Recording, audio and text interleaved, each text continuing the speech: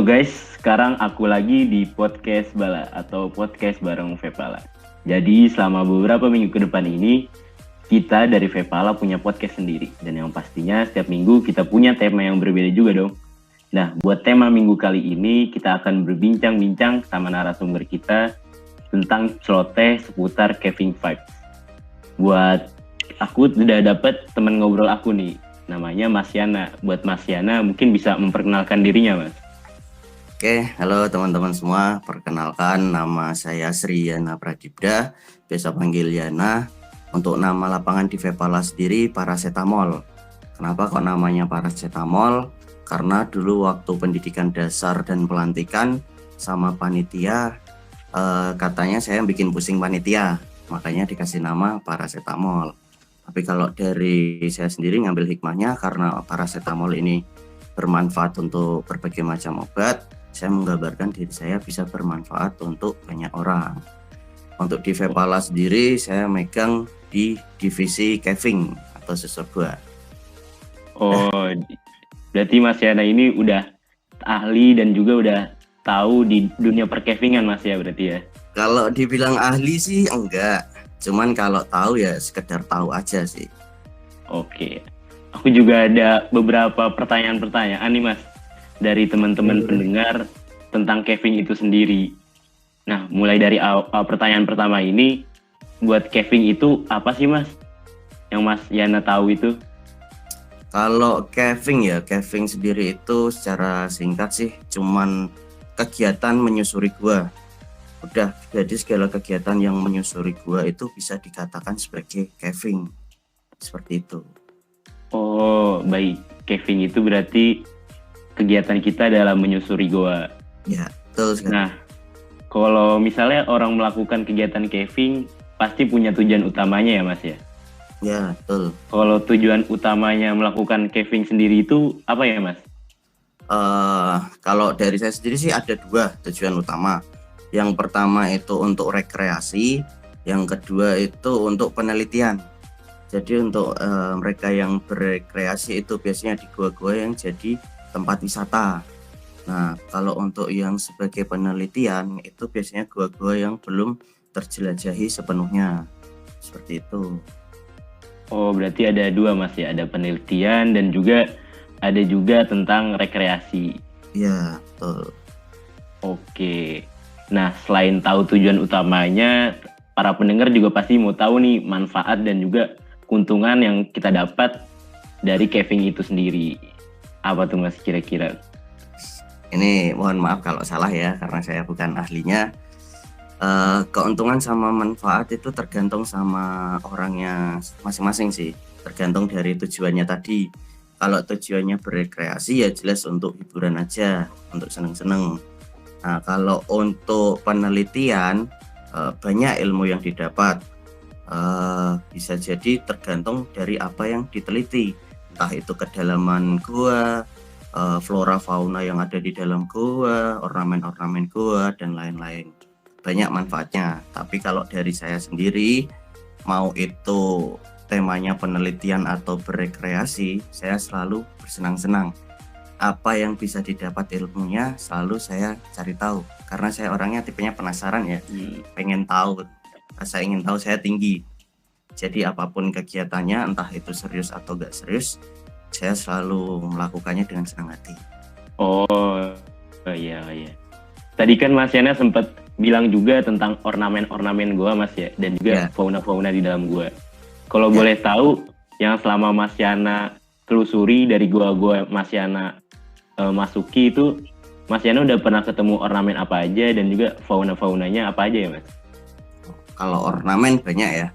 Ornamen sendiri kalau yang saya tahu sih ada stalaktit, stalagmit, itu yang menggantung dari atas menggantung ke bawah dari atas. Nah, itu namanya stalaktit. Kalau stalagmit itu yang dari bawah ke atas, itu stalaktit stalagmit. Terus ada juga pilar gua. Pilar gua itu yang gabung dari atas ke bawah, gabung jadi satu, itu pilar gua. Terus ada juga alir batu. Alir batu ini biasanya gua yang berair. Jadi gua yang berair bentuk gunungan terus menjadi batu. airnya ngalir terus lama-lama menjadi batu. Terus ada juga yang semacam kristal, aku lupa namanya, ada semacam kristal itu yang paling bagus. Terus biasanya bentuk seperti petakan sawah. Untuk orang-orang yang udah pernah masuk gua pasti tahu, dan itu memang ornamen yang paling bagus. Biasanya untuk yang kristal ini masih aktif dan bisa tumbuh lagi, jadi jangan disentuh. Khusus untuk ornamen gua, ketika mengalami sentuhan dia bisa mati, kayak gitu. Oh, jadi buat ornamen-ornamennya seperti ada banyak juga Mas ya berarti ya. Ya, Kalau buat kalau untuk faunanya ya, kalau flora sih faunanya, sejauh yang saya tahu, kalau untuk flora jarang ada di gua. Paling cuma tanaman-tanaman liar, itu pun cuma di mulut gua. Untuk hewan-hewannya sendiri sih kebanyakan kelelawar. Kelelawar itu paling banyak. Terus serangga, alang-alang yang ada di air. Terus pernah juga jumpai udang. Kemudian banyak tertanam juga kan mindset di gua-gua itu banyak ular. Nah sejauh ini untuk gua yang sudah saya masuk itu nggak pernah menjumpai ular sama sekali. Paling hewan-hewan cuma itu aja sih, kelelawar sama serangga-serangga. Kalau yang di dekat pantai paling ada udang, ikan, hewan-hewan laut kayak gitu. Oh, alah iya. Buat Mas Yana sendiri kan pasti sudah tahu dengan kegiatan susur goa itu sendiri. Nah, kegiatannya yang Mas Yana lakukan itu biasanya apa aja sih Mas? Soalnya aku pernah dengar tentang pemetaan goa, tentang SRT, tentang pengukuran debit juga. Mungkin Mas Yana dari mana? Soalnya aku pernah baca juga gitu Mas. Sok tahu kamu. Tapi betul kok. Apa aja kegiatan yang dilakukan di dalam goa ya? Iya, kegiatannya Mas. Untuk kegiatan di dalam gua betul sih tadi yang pengen kamu bilang, ada pemetaan, SRT, terus hidrologi. Kalau selama ini saya di Vepala sih kegiatannya yang sering dilakukan 3 hal itu. Untuk pemetaan sendiri sih kita melakukan pemetaan gua. Tiap tahun melakukan pemetaan gua, dan apakah bentuk gua tersebut masih sama atau sudah berubah. Kalau pemetaan sendiri, sebelumnya udah pernah melakukan pemetaan belum? Kalau dari aku sendiri belum Mas. Belum pernah ya? Iya. Untuk pemetaan sendiri sih kurang lebih hampir sama kayak gambar denah di dalam gua. Cuman yang alat yang kita pakai itu pensil, kertas kalkir, kompas, senter, sama pelindung untuk kelengkapan masuk gua, topi, helm, full body dan lain-lain. Nah fungsinya itu kalau di gua kan gelap. Nah kita pakai senter, itu pemetaannya bidik kompas tadi tuh bidiknya ke arah senter. Biasanya kalau kegiatan di alam kan bidik benda-benda tinggi yang terlihat. Nah cuman karena di dalam gua itu gelap, jadi kita ngukur menggunakan senter. Terus diukur setiap tikungan-tikungan di gua, karena gua kan kita sendiri gak tahu di dalamnya banyak tikungan atau lurus-lurus aja. Nah biasanya kita ngukur setiap tikungan, kemudian digambar di kertas kalkir. Kenapa pakai kertas kalkir? Karena bisa jadi di dalam gua itu basah, jadi pakai kertas kalkir dan pensil sehingga nggak luntur gambarnya, nggak rusak. Itu untuk pemetaan. Kemudian kalau SRT sendiri, single rope technique, sebenarnya SRT itu salah satu teknik untuk memasuki gua, khususnya untuk gua vertikal. Alat yang digunakan banyak sekali. Kalau harus nyebutkan satu-satu kayaknya saya nggak bisa, ada beberapa yang lupa. Cuman yang setahu saya ya, tali karmentel itu tali panjangnya, tali penghubung dari mulut gua sampai masuk ke dalam gua. Kemudian karabiner, figure of eight, karabiner sendiri banyak macamnya. Kemudian tali jiwa, terus matras juga untuk alas, sama kain sendiri dipakai untuk alas tali biar gak bergesekan di dalam gua. Untuk cara masang sendiri tergantung bentuk guanya. Untuk khusus gua vertikal ya, biasanya kan kalau gua vertikal itu langsung jatuh ke bawah.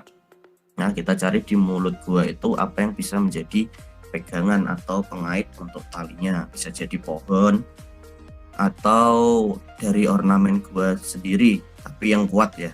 Sebelum dipasang pastikan kuat biar nggak jatuh nantinya. Kemudian apalagi kegiatan satu lagi ya, hidrologi. Hidrologi itu untuk pengukuran debit air. Ini cuma bisa dilakukan di gua yang berair. Ya dong, kalau guanya nggak berair gimana mau melakukan kegiatannya? Aduh. Makanya harus di gua yang berair. Mengukur debit air sendiri fungsinya untuk menghitung deras arusnya air.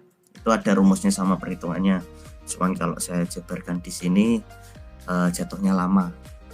Jadinya malah kayak kuliah lagi. Berarti secara garis umumnya seperti itu Mas ya? Ya, secara garis umumnya kayak gitu. Oke, kan tadi udah kegiatan-kegiatannya Mas ya. Dan juga pastinya kalau kita melakukan kegiatan susur gua itu pasti ada teknik-teknik tertentu kan Mas ya? Ya, betul. Nah, buat teknik-teknik melakukan susur gua itu sendiri apa aja Mas ya? Oke, kalau sebelum masuk ke teknik ada 2 macam mulut gua ya. Yang pertama gua vertikal sama gua horizontal. Kalau untuk gua vertikal tadi menggunakan yang SRT tadi, single rope teknik. Nah, untuk menuruni gua sendiri bisa menggunakan teknik rappelling. Rappelling itu yang langsung turun dari atas turun ke bawah gua. Kemudian untuk naik dari bawah ke atas gua itu menggunakan pushing, ada tekniknya sendiri. Atau bisa juga rock climbing, jadi kayak wall climbing cuman di batu. Itu kalau guanya yang talinya nempel di dinding bisa menggunakan rock climbing, memanjat dindingnya, tapi dengan menggunakan tali pengaman. Itu untuk gua vertikal. Kemudian untuk gua horizontal itu tergantung dengan bentuk mulut guanya atau bentuk guanya. Ketika guanya, jadi ada empat macam lah, setahu saya 4 macam cara masuki gua horizontal. Itu yang pertama tiarap, jongkok, merangkak, setengah jongkok, rukuk, berdiri. Wow, ada 6 berarti, enggak 4 ya. Maaf, banyak sekali. Ya, pokoknya itulah posisi-posisi kalian berdiri. Nah, itu tergantung dari tinggi rendahnya gua yang dimasuki. Dulu ada juga gua, aku lupa namanya gua mana, yang di Klaten kalau nggak salah. Itu lengkap cara memasuki guanya, dari tiarap sampai berdiri komplit semua. Dan gua itu rawan kalau hujan nggak boleh dimasuki karena harus tiarap juga kan. Kalau hujan airnya naik dan posisi pas tiarap otomatis mati. Itu 2 teknik masuki gua sih. Oh, berarti tergantung sama karakteristik gua itu sendiri Mas ya? Ya, betul sekali. Ini ya. Oke. Nah, abis kita bahas teknik juga dan juga tadi udah bahas kegiatan-kegiatannya apa aja. Nah, pasti butuh persiapan kan Mas ya buat melakukan susur gua itu. Ya. Nah, aku pernah dengar juga katanya untuk melakukan kegiatan susur gua itu ada persiapan fisiknya, administrasi, peralatan, dan survei juga. Nah, mungkin Mas Yana bisa menjelaskan nih Mas kepada para pendengar kita apa aja sih yang perlu dipersiapin gitu. Oke, untuk persiapan sendiri yang pertama jelas fisik ya. Fisik itu sangat penting karena ketika kita memasuki gua itu nyawa kita tinggal 50%.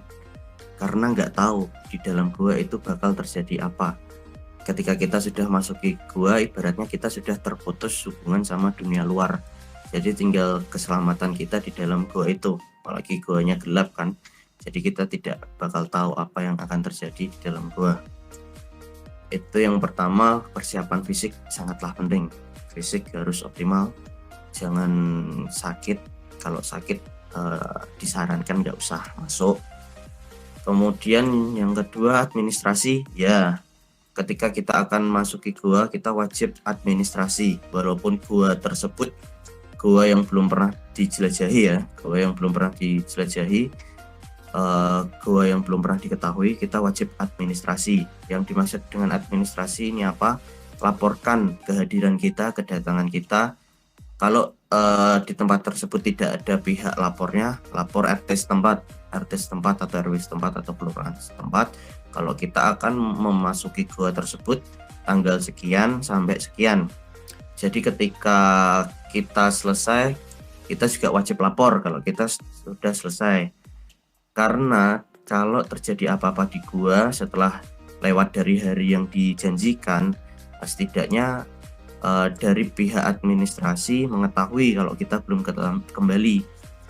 Bisa aja terjadi sesuatu ya, tapi jangan sampai bisa aja terjadi sesuatu terus bisa dari pihak administrasi tersebut mencarikan tim SAR untuk memanggilkan bantuan. Itu pentingnya administrasi. Kemudian untuk peralatan dan perlengkapan sendiri sih, alat-alat wajib susur gua kayak helm APD lah, alat lengkap helm center, full set body, terus alat-alat SRT juga kalau guanya vertikal. Kemudian ada tambahan lagi untuk alat selam kalau guanya yang berair dan luas. Kalau yang pernah nonton film Sanctum atau film-film susur gua, alatnya biasanya alat-alat lengkap semua, sampai alat selam pun dibawa. Kemudian apalagi satu lagi, Survei Mas tadi. survei. Nah, kalau survei ini sendiri sih, kalau menurut saya sih antara wajib dan tidak wajib untuk datang langsung ke lokasi. Itu tergantung jauh dekatnya lokasi ya. Kalau lokasinya sangat jauh, itu survei sih nggak harus survei, cuman mencari info selengkap-lengkapnya dan bikin beberapa opsi. Jadi gua mana yang mau dikunjungi. Jadi ketika kita sudah ke sana, itu seumpama gua tersebut tidak bisa kita susuri, masih ada opsi lain untuk gua yang lain yang bisa kita susuri. Itu kalau nggak melakukan survei ya, cari informasi selengkap-lengkapnya.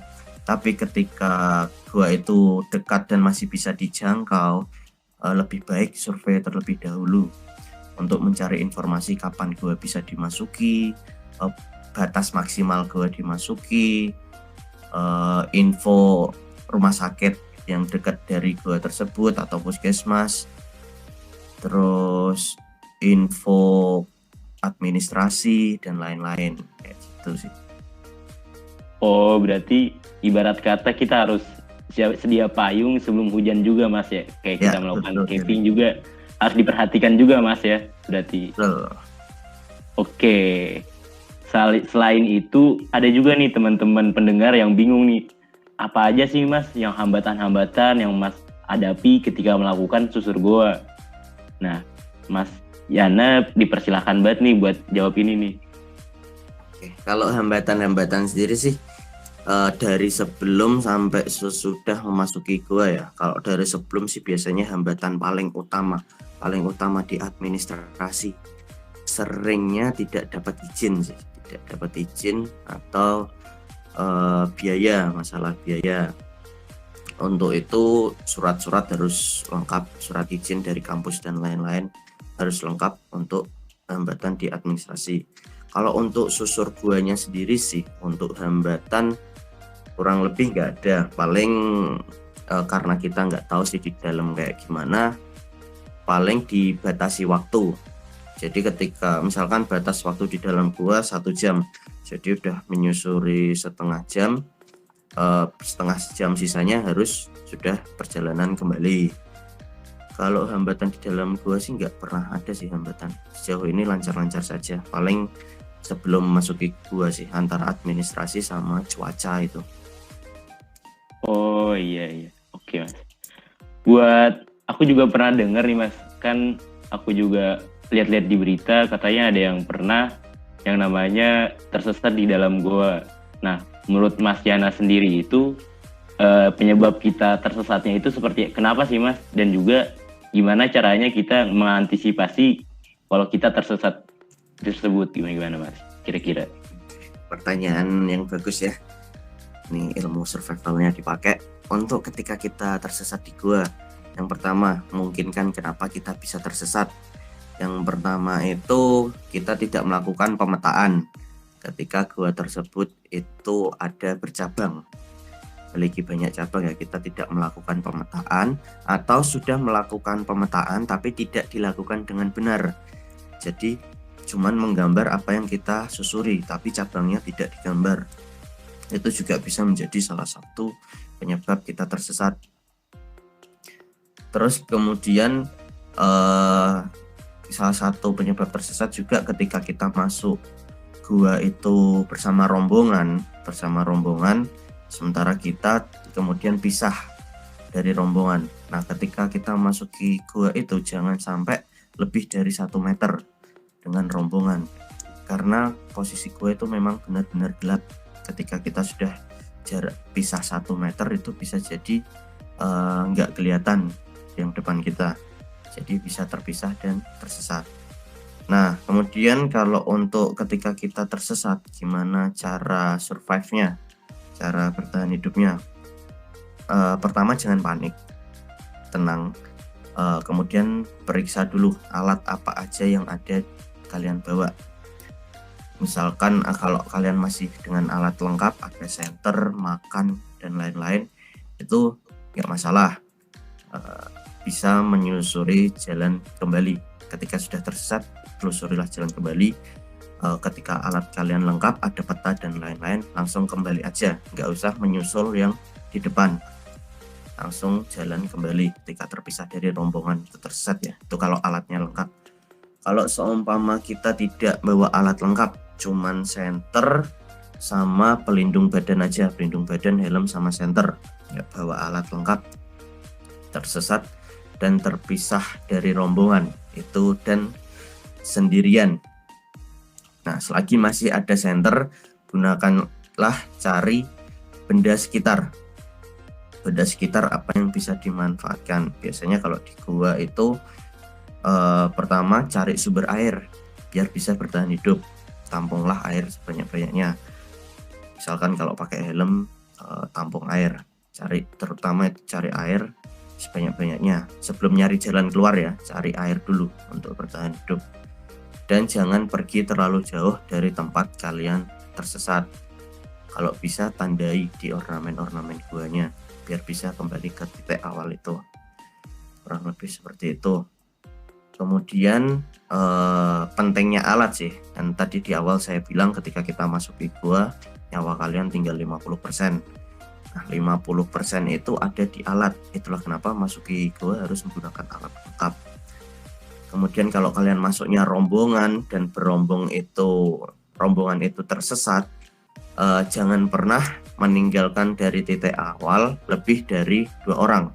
Seumpama kalian tadi seperti yang saya bilang nyari air ya, seumpama nyari air jangan sendirian, minimal 2 orang, ada temannya. Atau misalkan rombongan kalian cuman 3 orang, pergilah 3-3-nya, jangan ditinggalkan sendirian. Lebih banyak orang lebih baik, bisa membuat bertahan hidup lebih lama daripada hanya sendirian. Kurang lebih seperti itu sih kalau tersesat. Nah, buat menanggulangi hal-hal yang nggak kita inginkan. Nah, ada nggak sih Mas waktu-waktu atau kondisi-kondisi yang tidak disarankan buat melakukan kegiatan susur goa? Gimana tuh Mas kalau itu? Kalau waktu sama kondisi sih cuma satu yang nggak boleh melakukan. Nggak satu sih, ada berapa.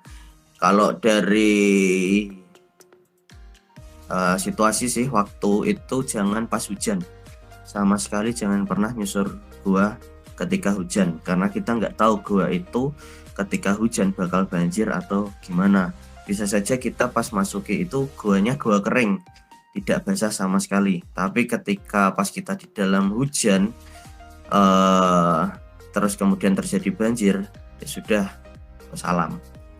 Kemudian kalau kondisi sendiri sih, memang ada beberapa yang mengatakan kalau lagi halangan jangan memasuki gua. Itu tergantung sama adat istiadat setempat juga sih ya, boleh apa enggak masuki gua tersebut ketika halangan. Sama ketika keadaan kurang sehat, itu disarankan jangan masuki gua. Ataupun sama rombongan pun, ketika ada yang sakit satu, terpaksa semua harus kembali, harus keluar semua, karena nggak boleh ketika ada yang anggota yang sakit atau terluka satu orang pun, disarankan harus kembali semua, nggak boleh ada yang tetap melanjutkan, karena terdaftar misalkan rombongan yang masuk ke dalam 10 orang, Yang kembali pun harus total 10 orang, jangan terpisah-pisah. Kayak misalkan yang kembali cuma 2 orang atau 8 orang, itu nggak boleh. Nah, sekiranya kayak gitu sih untuk kondisi sama waktu penelusuran gua.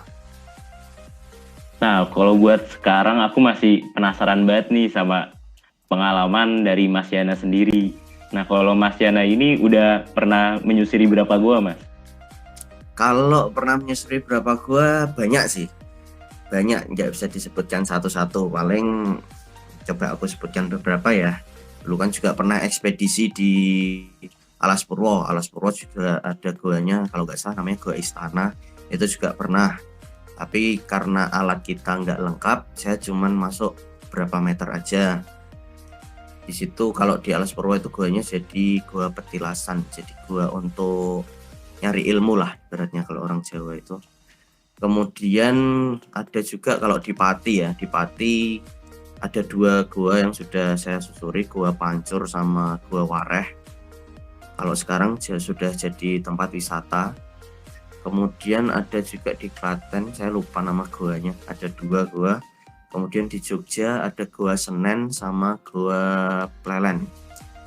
Terus yang lain-lain lupa saya. Ada banyak sih gua yang ditelusuri.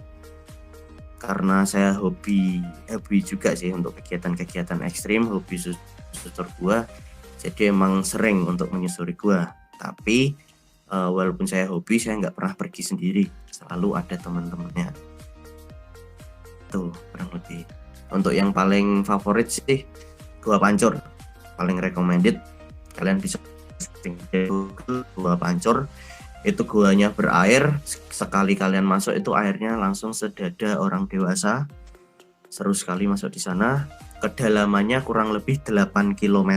Itu yang sudah dijelajahi, belum yang belum dijelajahi. Untuk alat yang tidak menggunakan alat lengkap itu cuma bisa ditelusuri sejauh 1 meter. 1 kilometer kurang lebih.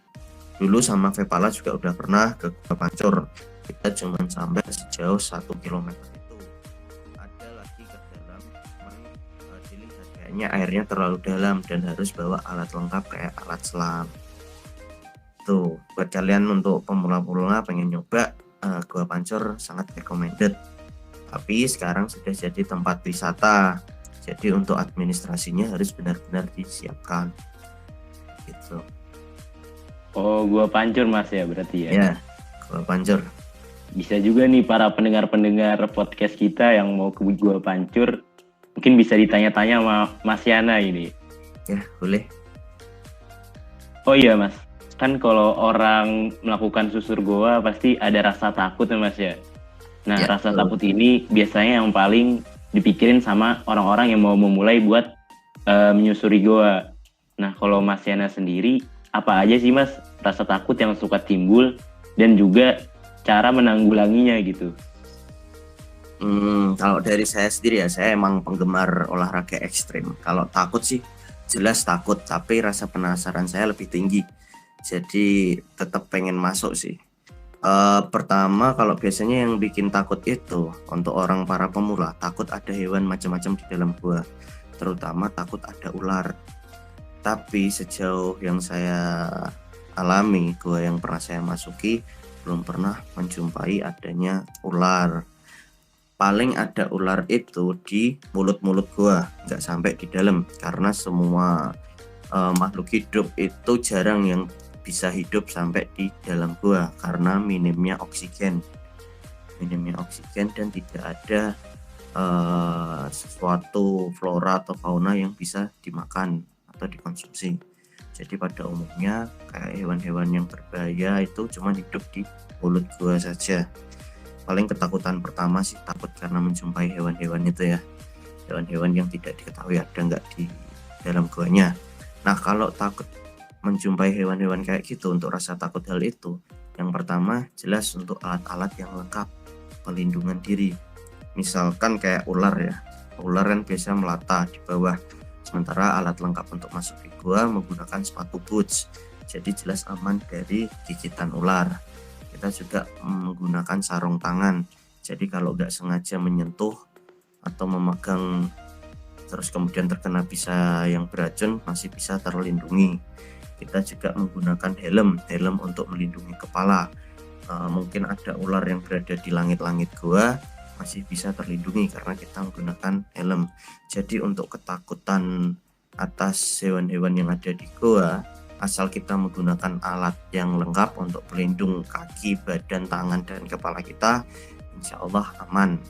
Itu untuk ketakutannya sih, paling kurang lebih cuma takut atas hal itu sih. Kemudian untuk rasa takut banjir atau di dalam gua nanti kenapa-napa, terjadi gempa dan lain-lain, nah itu untuk antisipasi di awal tadi, seperti jangan masuk ketika hujan, cuaca hujan, badai, dan lain-lain yang saya sebutkan tadi. Kurang lebih seperti itu sih. Oh, berarti untuk mengatasi rasa takutnya itu kita lebih dipersiapin aja lebih Mas ya? Ya, betul. Oh iya. Walaupun tidak bisa menghilangkan rasa takut, tapi bisa mengurangi. Oke Mas. Nah, buat suka duka dari Mas Yana rasakan nih, selama melakukan susur gua yang udah Mas Yana lakukan selama ini, apa aja tuh Mas? Yang paling membekas di hati Mas Yana? Suka duka yang paling membekas ya, kalau dukanya sih dulu ada pernah di Goa Senen ya, Goa Senen Jogja. Itu masalah administrasi sih. Sebelum jadi tempat wisata itu di sana, gua itu berada di tanah satu orang. Jadi orang itu punya tanah dan tanahnya itu punya gua. Oh jelas kalau gua tersebut jadi tempat wisata, orang itu akan kaya raya dong. Nah di situ kami datang baik-baik, administrasi selesai semua. Kemudian di tengah hari ketika kita mau pulang, ada yang datang itu ngaku sebagai anggotanya yang punya tanah itu, sebagai anggota tanah, terus narii bayaran, minta uang bayaran ya, untuk bayaran. Ya sudah sekalian kita bayar di situ sama pihak tersebut. Setelah bayar, udah selesai administrasi semua, kita pulang. Ketika di jalan, untung belum jauh dari lokasi rumah pemilik tanah. Ketika di jalan, kita dihubungi sama pemilik tanah tersebut. Sudah pulang ya, kok nggak ada kabar sama sekali, katanya seperti itu. Spontan kita terkejut dong, kan kita sudah ngabari dan sudah menyelesaikan administrasi juga. Terus kemudian kita datang ke rumah pemilik tanah tersebut. Terus setelah dikonfirmasi, ternyata itu bukan anggotanya, tapi pemilik tanah tahu dia siapa, orang yang biasa narik-narik uang memang. Terus ya sudah, kalau dari kita sih supaya menjaga hubungan baik, ya sudah kita bayar ulang lagi, kita selesaikan pembayaran lagi. Tapi pemilik tanah nggak mau dan kecewa. Terus ibaratnya itu Vepala di blokir. Jadi kalau ada anak pencinta alam dari Undip nggak boleh datang ke gua ini lagi. Dulu bilang kayak gitu. Itu yang bikin kita sakit hati sih, cuman gara-gara kita jadi seluruh pecinta alam di Undip itu nggak boleh masuki gua itu lagi. Itu yang bikin sakit hati. Cuman kemarin ketika angkatan berapa ya, 27 kalau nggak salah, itu ngadakan susur gua di gua tersebut lagi. Dan sudah memperbaiki hubungan sih, sudah baik, sudah nggak dibahas lagi perihal hal tersebut. Sekarang sudah diizinkan lagi untuk semua pencinta alam nyusuri di gua tersebut. Namanya Goa Senen, ada di Jogja, di Bantul. Dukanya seperti itu sih. Kalau senengnya sih seneng-seneng aja, selalu seneng-seneng sih nyusur gua, nambah ilmu, hiburan juga, refreshing, kumpul sama teman-teman, adrenalin terpacu, kayak gitu sih kurang lebih. Oh iya Mas, aku pengen minta saran nih dari Mas Yana buat teman-teman yang masih bingung atau masih takut untuk memulai kegiatan susur goa. Mungkin dari Mas Yana ada pesan ataupun saran gitu. Kesan dan saran ya. Kalau takut mending nggak usah. Kalau nggak mau mending nggak usah. Kalau nggak berani mending nggak usah. Karena seperti yang aku bilang, kalau kamu masuk gua 50% nyawamu sudah hilang. Tapi lebih baik mencoba daripada menyesal karena tidak mencoba sama sekali. Jadi untuk kalian, bahkan teman-temanku sih banyak contohnya, mereka takut di awal, gak mau masuk, benar-benar takut, tapi ketika sudah masuk benar-benar ketagihan dan pengen nyusuri gua lagi.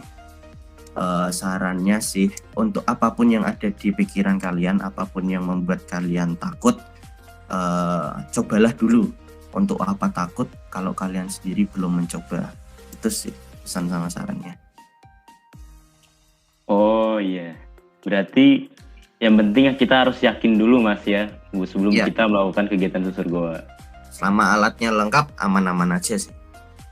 Oke, para pendengar semuanya, nggak kerasa nih, kita udah 30 menit lebih bincang-bincang, kita udah ngulik-ngulik bareng tentang kegiatan susur goa.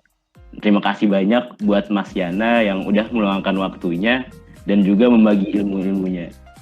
Harapan dari kami semoga teman-teman pendengar yang masih bingung tentang kegiatan susur goa dengan podcast kali ini, kita bisa tahu lagi, bisa lebih mengerti lagi dan mengerti tujuan untuk kita melakukan susur goa. Mungkin sekian dari aku dan Mas Yana, kurang lebihnya mohon maaf.